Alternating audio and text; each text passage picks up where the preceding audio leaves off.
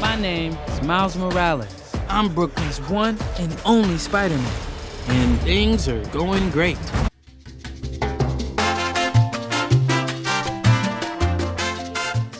Welcome back to Movie Reviews. Today I am reviewing the newly released Sony Marvel movie Spider-Man Across the Spiderverse. I have been waiting so long for this movie. We've all been waiting for this movie ever since the very end of Into the Spider-Verse way back in 2018. Yikes, that feels like so long ago. That was like 5 years ago. Literally, wow. Literally the same amount of time since Thanos snapped his fingers. And in the same year, too. Crazy. But, yeah, so back, returning in this movie, pretty much all returning faces, or should I say voices. We have Shameik Moore voicing Miles Morales as Spider-Man. We have Haley Steinfeld as Gwen Stacy, who also recently is in the MCU as Kate Bishop, the new Hawkeye. We have Jake Johnson back as Peter B. Parker from another universe, who helped Miles in the first movie. We have Tyree Henry, or Henry Tyree Henry. But we have Oscar Isaac as Spider-Man 2099, or should I say Miguel O'Hara. And and he's again a new character in Marvel since he's Moon Knight. It's every single time. He's just all these awesome, cool, badass characters. Like, he fits it. He really does. Anyway, and as Miles' father voiced, we have Brian Tyree Henry, who is Miles' father, and we have Jason Schwartzman as the villain, the Spot. And yeah, so this movie takes place about a year after the first movie. Miles, he's living his life as Spider-Man, and things are doing okay-ish. But meanwhile, in Gwen's for Gwen, we actually see her backstory. How things aren't so good for her. Since she got back from Miles's dimension. How, when she became Spider-Woman, she accidentally killed her best friend, Peter Parker, and now the police are after her because they think she killed him. And while this happens, one day when she is fighting the Vulture, who is the Vulture not from her universe, she is joined by another Spider-Man, but another Spider-Woman from another universe, and Miguel O'Hara. They fight and defeat the Vulture and send him back to his dimension. And they basically say how the dimensions are really kind of not too good. The dimensional spaces are really kind of falling apart. This is not good. Worlds are colliding. George is getting upset!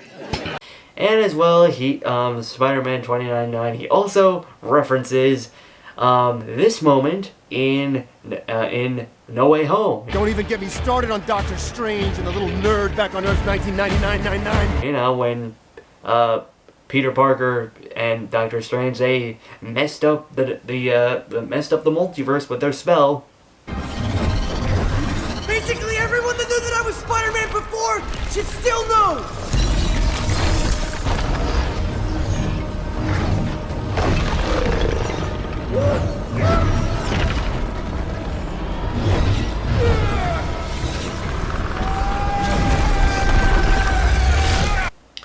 And yeah, Miguel O'Hara isn't too happy about that. So Gwen, she joins the Spider Society in helping them help fix the Spider-Verse that is kind of crumbling. And she leaves her universe and also reveals to her father, who is the police captain that is hunting Spider-Woman in her universe, that she is Spider-Woman, and then leaves. So then we cut to Miles, who, as I just said, he is living his life as Spider-Man, even though he really does miss his friends, especially Gwen, who he has a bit of a crush on. And he meets the Spot, who is a total joke character and villain. Like, Are you like a cow or a Dalmatian? I am the Spot. It's not funny. Don't do that. this dude, basically his backstory, he was actually one of the scientists that worked at the worked for Kingpin in the last movie, and with the collider exploding and the multiverse weirdness happening, he transformed into the Spot, who basically is a villain who can basically make portals and teleport parts of him to other places, and he uses it for crime. He is a total joke villain. Like, he's just like such a weird, goofy character, and yeah. Miles like literally does not even take him seriously as he's fighting him. And while he is fighting him, his parents are actually meeting with his guidance counselor to discuss Miles's current, academics. Miles's grades are pretty good. A in AP Physics. That's my little man. And a B in Spanish. Ooh, okay. Miles, Are you trying mira, to kill eso es me, imposible. I gotta go. All right, bye. And he is late, and Miles, he also is really kind of struggling to, be on time for things and just, find balance in his life as both Spider-Man and Miles Morales. And especially with his parents, how he really wants to tell them that he is Spider-Man, but he is scared that they will not see him the same anymore. He's lying to you. And I think you know it. And this really comes to a head when Miles, he is trying to bring a cake to his dad, who was recently promoted to police captain. And he is late to the party, and the cake also gets messed up. And Miles, he is grounded. And while he is in his room being grounded, Miles, he sees Gwen, who, using the multiversal, using the Spider Society's multiversal traveling, kind of bracelet, she arrives in his universe to, hang out with her old friend. They talk, hang out, and she actually kind of meets his family, and Gwen, as she is about to leave, Miles, he turns invisible and he follows her into the multiverse. And where she goes, because the Spot, he is actually causing quite a bit more trouble, since he has found out that what happened during his fight with Miles, he ended up kicking himself fully through one of his portals. And as a result, he is now able to travel the multiverse, and he is going to all these other universes to try to activate the Kingpin's collider and gain even more power. So he is causing havoc throughout the multiverse, and the Spider Society sees this, and they are all going after him. And Miles, he goes along with Gwen, even though she doesn't know it, and tries to help him. And they end up in Manhattan, which is actually a mix of Manhattan and Mumbai, where they meet India's Spider-Man, where life for him is all good and happy, and they are attempting to stop him, Gwen, and Miles, they all are trying to stop the Spot from gaining more power. Unfortunately, it doesn't work. He activates another collider, and he disappears, and as a result, Miles, he inadvertently saves the police captain of this universe, basically preventing what Gwen and Spider-Man 2099 call a canon event. More on that later. And this also kind of creates a black hole looking thing that begins to cause problems in that universe. So the Spider people, they're all called back to the lobby to meet Miguel and to discuss about Miles being there. So wait a minute. There's an elite crew with all the best spider people in it? Who's the new guy? This is unbelievable. This is the lobby. Miguel O'Hara. The whole thing was his idea. What's a guy gotta do to join this spider team? You can never be part of this. So, and there's a whole there's so many spider people and so many references in this place, it is insane. So Miles, he meets Miguel along with Gwen being there, and also Spider-Punk is there. British rock Spider-Man, who is a rebel against the machine with his music. But Miguel tells Miles that he cannot. Miles really wants to join this group of Spider people, but Miguel tells Miles that he cannot join this group, and what he just did truly has messed up the multiverse, due to the fact that basically canon events, they're basically points in time, or in universes I should say, that basically they define a Spider-Person. They truly are what make a Spider-Person a Spider-Person. They help grow the Spider-Person in that universe. And basically, since Miles kind of disrupted that, he made it so that this canon event of this police captain dying didn't happen. The growth of Indian Spider-Man didn't happen. So, as a result, the universe is beginning to collapse, and this also causes universes to collapse. Very similar to What If, when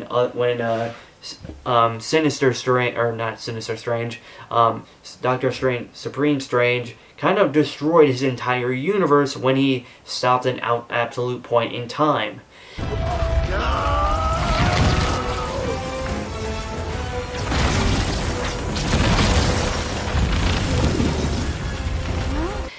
And as well, just with incursions and other things, crazy multiversal stuff.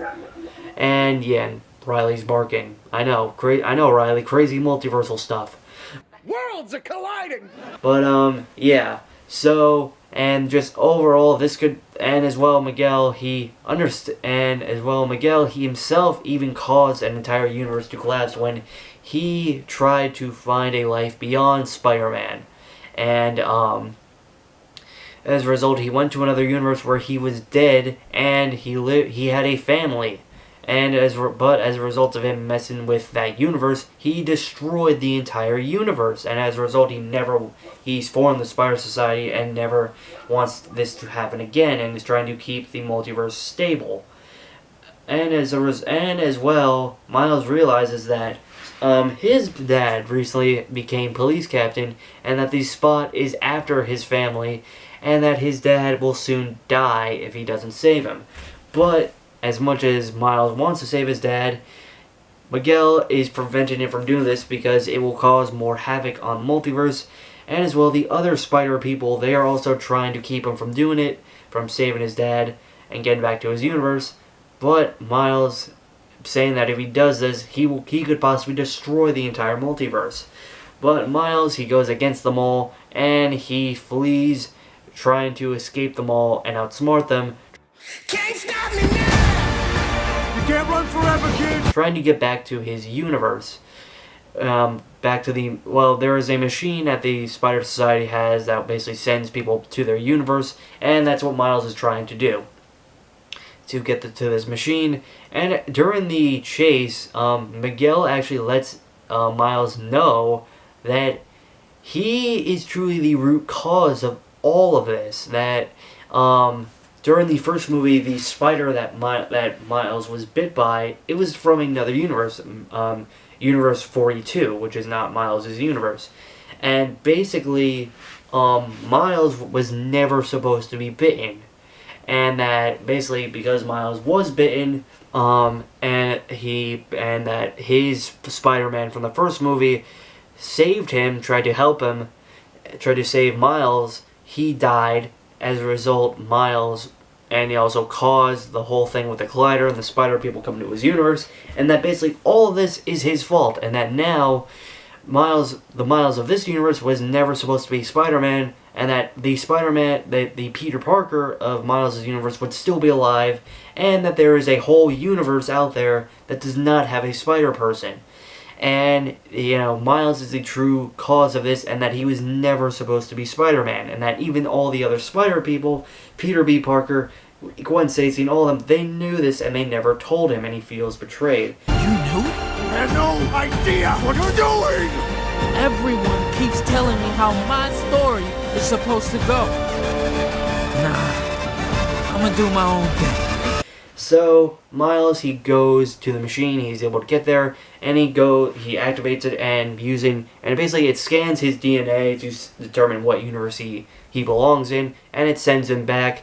And Spider-Man 2099, being very angry at Gwen, sends her back to her universe as well, where she actually reconnects with her dad and sees that her dad, finding out that she is Spider-Woman, has quit the police force, and that also Spider-Punk, who is quite much against the Spider Society, sent her a little machine that is a little bracelet that is able to help her travel the multiverse, and as well they are forming their own group of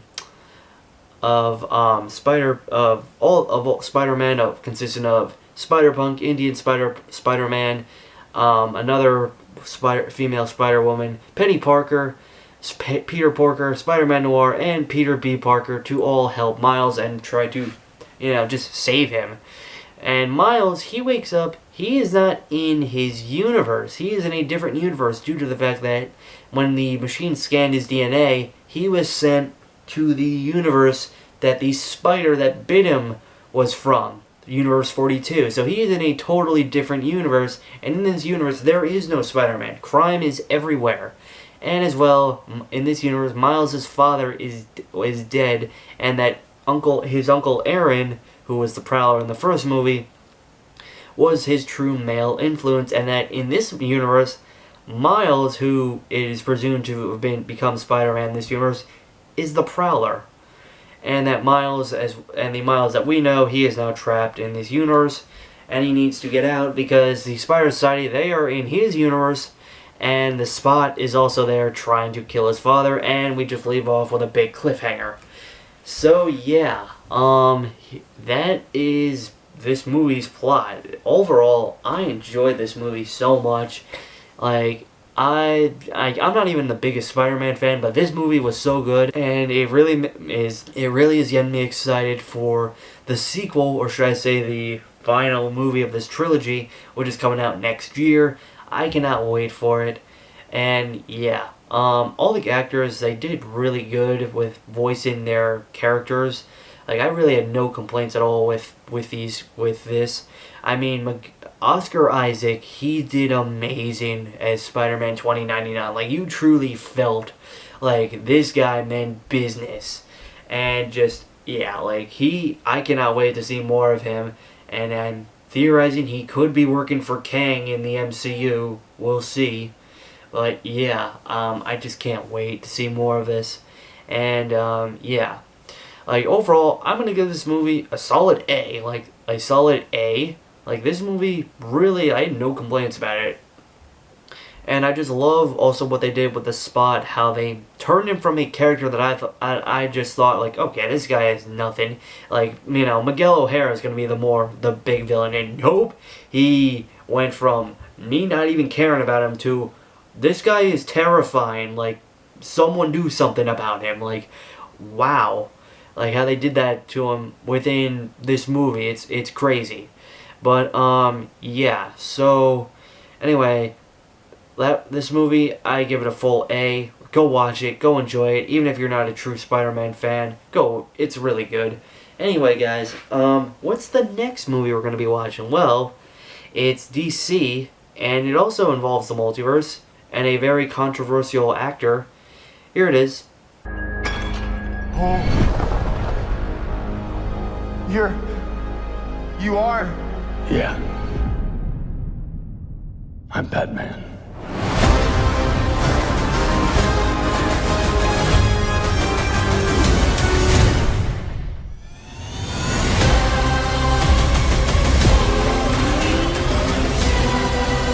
If I can't undo what I did, if I can't get back, there might not be a future. So yeah, that's it. Next multiversal movie, I should say, is The Flash. We'll see how Ezra Miller is doing with this. And yeah, see what James Gunn is going to be doing with DC as it begins to change. Anyway, guys, I'm gonna end this video off right here. If you like this video, like, share, and subscribe, and I'll see y'all next time. It's over. You think you are? Really? We are supposed to be the good guys. We are.